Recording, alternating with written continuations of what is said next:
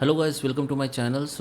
In this video tutorial I'm going to show you how you can install games from your PC or laptop, so you can free up some space from your PC. So let's start the video guys.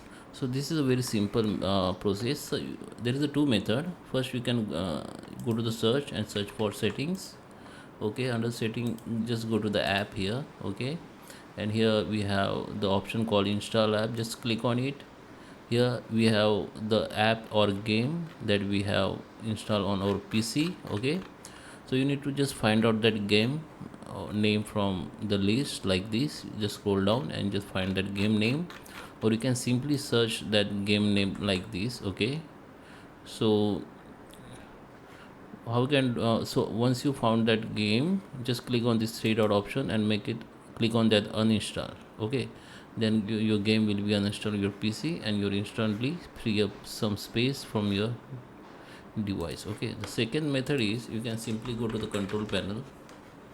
Okay, here just click on view by large or small and just click on programs and features button, and here you will see all your games or programs which we have installed on your PC. Okay, so now what we can do, just select that games like this, right click on it and just click on uninstall.